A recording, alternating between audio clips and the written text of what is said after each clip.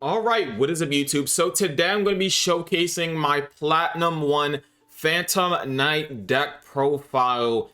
And before I want to get into it, I do want to show how I progressed this deck, because before I was playing like more of a free-to-play, like, once you get into the game, you kind of get like these staples, grab at least as many staples as possible. But as you progress in the game, you kind of upgrade your staples as you get all of these gems or these UR or SR gems and stuff like that, so you can like dismantle and generate these much better cards that are going to be good in the higher ladder of the platinum rank. So if you see my history, you're gonna see that like I am starting to win. I'm on a 9-win streak right now, but before I think I was losing like 2 or winning 2, or like it doesn't show here, but I was kind of on a, not like a losing streak, but I was kind of losing like 1 and then like winning 2 and then losing 2 and then like something like that. But as I progressed, I started to win more and more. And you see how I started to win like 6 in a row before I lost, and I won like 9 in a row to get to platinum 1.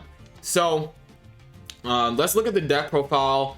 The deck has changed, not too entirely. Like the base of the deck hasn't really changed. It's more of the some of the extra deck monsters and the staple cards that I've upgraded since I've got more gems and like UR and SR stuff, so I can dismantle and generate for these better staples. So again, I'm still free to play. This is not like I didn't spend any money. I don't really need to spend any money in this game, especially for one deck. Maybe for multiple decks I might need to spend some more money on that, but you don't really need to spend a lot of money, or you don't even need to spend any money at all to build one deck and have like good staples. So the core of this video is going to be about like the updates. I'm not really going to talk about a lot of the Phantom Knight stuff and what they do, because I talked about that in my guide and also in my first deck profile. So I'll just be going over a lot of the staple cards and the changes that I've made to the deck.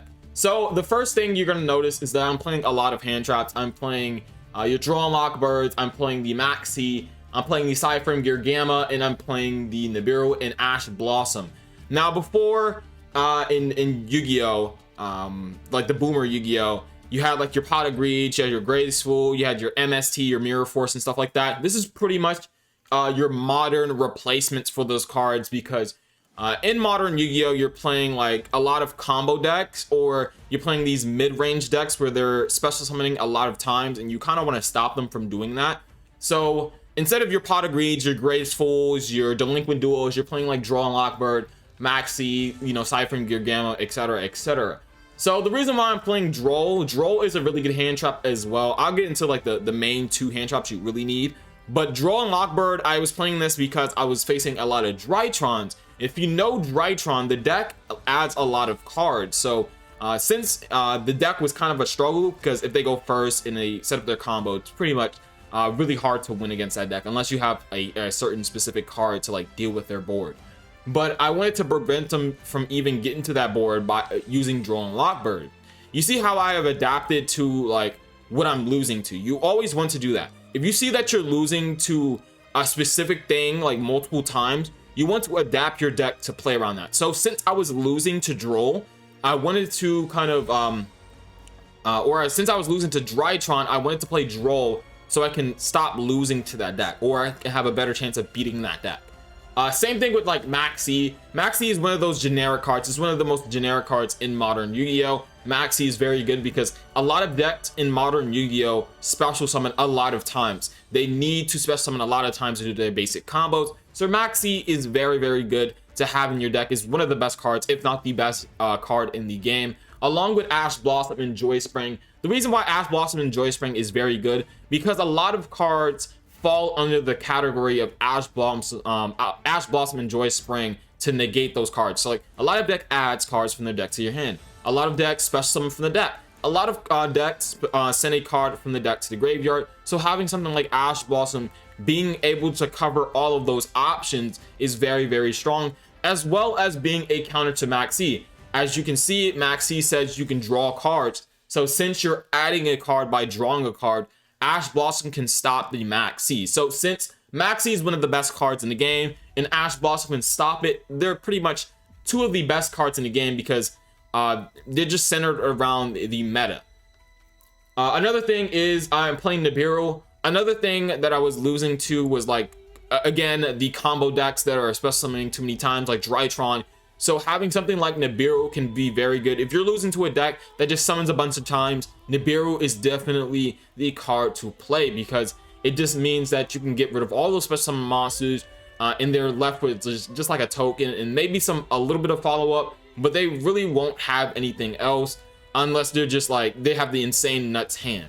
But yeah, Nibiru is very, very good for a deck that special summons a lot, especially in modern Yu-Gi-Oh! Another thing that's really good is Call by the Grave. Now, Call by the Grave stops monsters in the graveyard and banishes them from the graveyard. So if you see from these hand traps like Maxi and Ash Blossom, the two best cards in the game, the reason why Call by the Grave is so good is that it can stop both of them, as well as getting cards out of the graveyard. It just has multi-purpose, like things that special summon from the graveyard, like Monster Reborn. You could target that monster that they try to Monster Reborn and banish it from the graveyard. Also negate the effects of cards that activate in the graveyard. You see like the Phantom Knights, all the Phantom Knight cards, they activate in the graveyard. So just hitting stuff like that in the graveyard can be very, very good to stop their effects.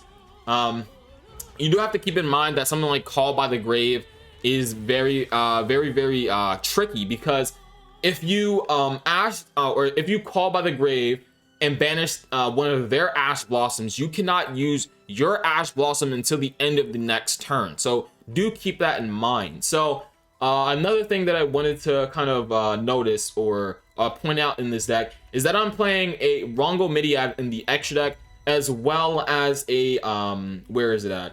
The XYZ, the Gossip Shadow. This card is very, very good. The reason why I'm playing these two cards is that they're just very, very strong and powerful cards alongside with each other, because Rongo Bongo is one of the most broken cards. There's a reason why this card is banned in the TCG. The most important effect of this card is when it has 4 or more materials, your opponent cannot normal or special summon monsters. So just summoning this monster out on the field turn 1 means that you just auto win the game most of the time. So having like a really good win condition is very, very good in this deck. Because the problem with this deck that I was coming into when I was playing my earlier build is that sometimes I would allow my opponent to play more, or like I'd have like interruptions like Fog Blade, I'd have stuff like the Utopic Future, or I'd have like the combination of Break Sword and Rusty Bardiche, but it wouldn't be enough for like a lot of these decks to just special summon so many different monsters, and it's kind of overwhelming. So having a strong win condition like Rongo Bongo, or have the option to go into this win condition, is very, very strong. So this is very, very good. There's other effects on this card, like it gains 1500 attack, it's unaffected by other card effects, and then like if it has 5 materials once per turn, you can destroy all cards your opponent controls. So this card is very, very strong, not only being able to lock your opponent out of special summoning or normal summoning, but it's also unaffected by card effects, and it can wipe your entire opponent's board. So that's very, very good. Gossip Shadow is very, very good for multiple reasons. One is that it gives materials to the Rongo Bongo, so it can have these effects, because Rongo Bongo gets its effects based off of how many materials it has. So being able to have a Gossip Shadow with 2 materials means that it can turn a Rongo Bongo with 2 materials into a Rongo Bongo with 5 materials, which is very, very strong. And the other reason why I play Gossip Shadow is that it's a very good option against the powerful card Maxi. As I said before, Maxi is very powerful against these decks that special summon multiple monsters. Now, because you have something like Gossip Shadow that can set up a disruption without special summoning a ton of times, it's very, very good to play around Maxi. So basically what I would do is I would normal summon like Torn Scales, they would like activate Maxi. So then I would special summon out a level 3 monster like the Silent Boot. That'll be 1 summon. That means they draw a card. And then I would go into Gossip Shadow, which would be like a draw 2. So they basically went +1 in card advantage. So that's really good to have like a negate to stop your opponent's monster effects off of just like 1 or like 2 summons or special summons. off of the draws of Max C. So that's very, very powerful. You do want to have those options to play around Max E, and as well as having something like the Fog Blades as well to play around the Max C, because Max C is such a powerful card. You have to play around this card. It's just very, very strong. Let me see if there's anything else different. The cards I took out, by the way, was the Acid Golem of Destruction or something like that. Acid Golem, it's a good card for the situations that it's good in. Like, the reason why I put the Acid Golem in the extra deck is because I was losing to cards like Winda. And because Winda is a very oppressive card, and being able to only special summon once a turn, you want to have something like Acid Golem that can attack over it. But as you know, you play more and more with this deck, you will realize that you could probably pass the turn with Fog Blade, and it's very hard for the Invoke player or the Invoke Shaddoll player to kind of OTK you or out the Fog Blade, so you'll be able to play next turn. So always keep in mind that you don't have to necessarily change the way your deck is built, but change the way you play your deck to beat those certain matchups. Now, it's different because with Drytron, they're setting up their turn 1 board. You can't really do anything to a turn 1 board. So the best thing to do is, once you kind of realize that you can't really outplay your opponent by, you know, if they make up a certain combo and then they gate all your cards, you can't outplay them that way. But to mitigate those kind of plays is to play cards to beat those plays that they use to beat you, if that makes sense. Hopefully that you understand that. But with the Fog Blade is that you don't really necessarily need to change your deck to beat Winda. El Shaddoll Winda is a very powerful card, but being able to Fog Blade that Winda and stop them from stopping you from special summoning can be very, very strong. So just keep that in mind. There's something like that you will learn as a player, because changing up your deck every time you lose to a certain matchup is not going to be the way to play a certain deck in Yu-Gi-Oh! Let me see if there's any other changes I made. Oh, I changed the Link Spider. So Link Spider is a Link 1 that I can use to get Shade Brigandine off of the board, to kind of get like a Link body on the board, or another attribute for Access Code Talker. But what I realized is, like, these two cards are just way better. Gossip Shadow and the Rongo Bongo is just way better cards to play than this situational, not really that like important card in your extra deck. So having that option out of my deck and putting in like more better options, like a better win condition or a better way to play through Max C, is just way better than like a situational you know, decent play. So hopefully you guys enjoyed this deck profile, and maybe you learned something from the previous video, because I didn't want to go too in depth on like what all these cards do again, because I already went through all of these cards on what they do and what their purpose are in this deck.